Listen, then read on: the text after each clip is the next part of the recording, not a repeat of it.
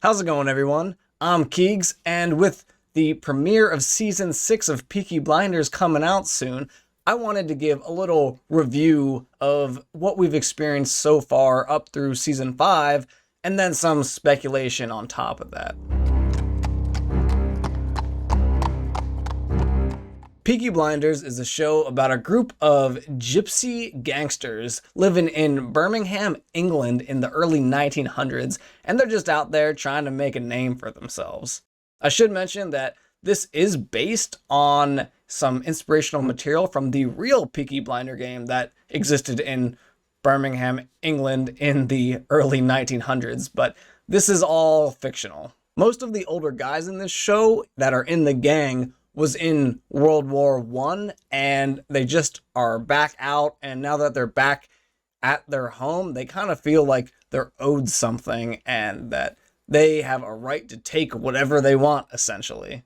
It's headed by Tommy Shelby, and it's kind of like his whole family runs this gang, and that's how it's supposed to be, with equal input from everyone, but that's not really how it is in practice. In practice, it's basically Tommy Shelby is the leader and he gives the orders, and whatever he says is essentially final. The tone of this show, as you can imagine it being about gangsters, is pretty dark and brutal usually. But that being said, it isn't really gory, it's more implied. So they'll have a scene usually where Tommy Shelby will be talking to someone that's about to get tortured, and then he'll leave the room and he's walking out and you see the door close behind him, and then you'll start hearing screaming from the other side. So usually there isn't a lot of on-screen brutalness. A lot of it's implied, but there is a little bit here and there. Tommy's ambitions are kind of unlimited too, I think, where he just keeps wanting more and more and not really specifically having a goal in mind for a lot of this, I think. He sets his sights on something and then he goes after it with full force, but he doesn't generally have like a really larger plan, or at least it doesn't seem like that until maybe some of the later seasons, and you can kind of think like, okay, maybe he's got his eyes on something bigger. But a lot of times in the show, people ask him, when's it enough? When can we stop? When can we rest? When can we enjoy everything that we have these days? And he's basically like, never, I'm never gonna stop. He's also a bit mentally unstable, to say the least. You're never really quite sure if he's really smart or just really lucky.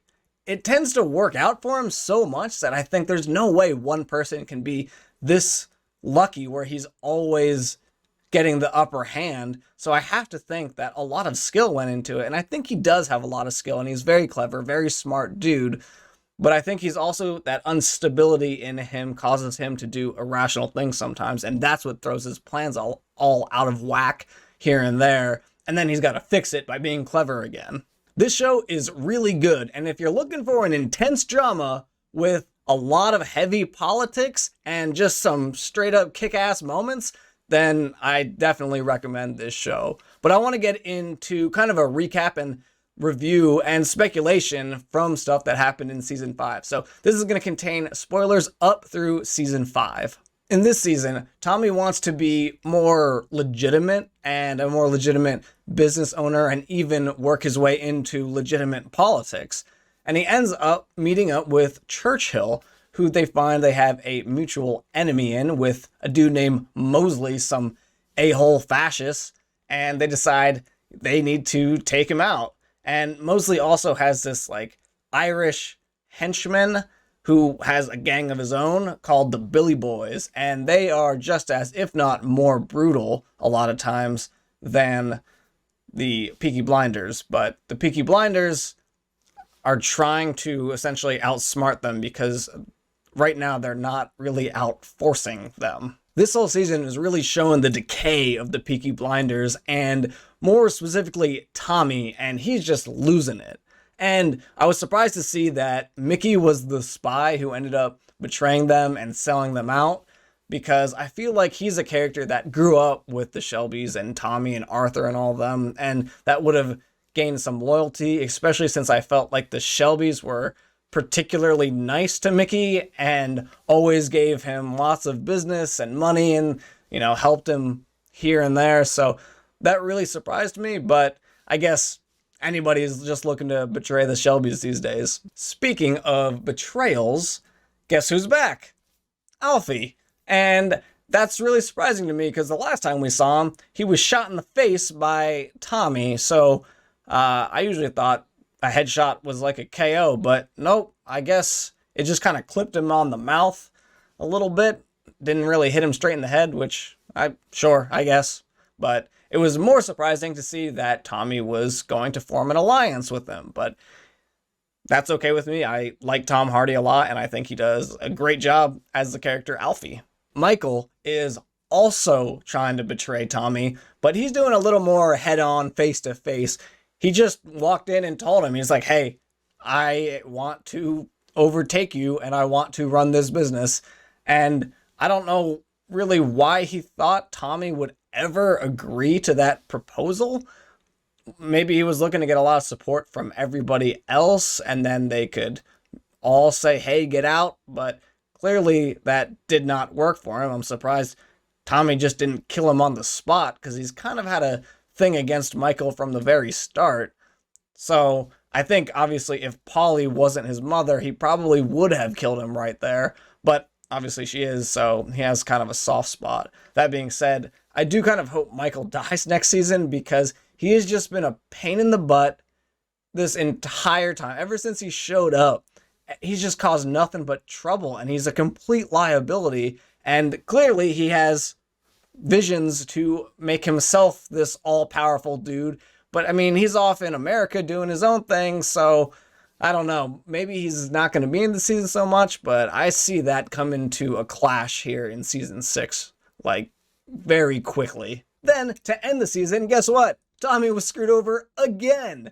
And that is one heck of a lot of betrayals for one season. I mean, you had Michael betray him, Mickey betray him, previously Alfie betrayed him, and possibly Alfie betrayed him again. So, I'm not sure what to think about who betrayed him in this new mysterious time in the theater at the very end, because on one hand, I think, man, did someone betray him twice in the same season? That seems crazy. But then also 4 separate people betraying him also seems crazy, because that's a lot of people to betray in a very short amount of time.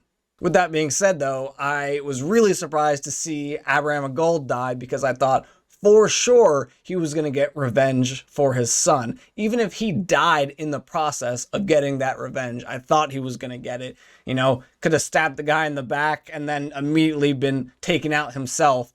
But I thought for sure he was going to get that vengeance, but he definitely did not.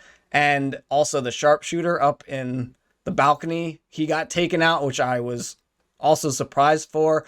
I mean, him, I wasn't as attached to, and he had a lot of mental problems, so not as sad, though. I guess I still don't want him to die, but he's dead.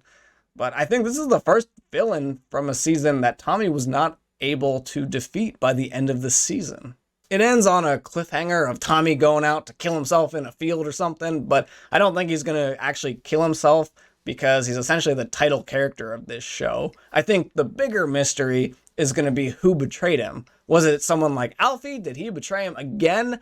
I kind of lean towards no, it wasn't Alfie this time, because, I mean, at what point does it just become cliche to have Alfie betray him at every turn? I think it might be someone new or close to him, but I guess we'll find out. I mean, maybe it could have been someone just eavesdropping, so I don't know. But I am glad that Arthur didn't die from that plot as well, because I don't think I could have taken another family member death. It's really whittling down there for the Shelbys, but even though Arthur has had a lot of mental problems himself, I think Tommy might almost have surpassed him by now, because he is just as unstable, I think, as Arthur, but he seems to have a little bit more power and drags people through the mud a lot more than Arthur ever did. This show is awesome, and it has really expanded my love for Irish whiskey.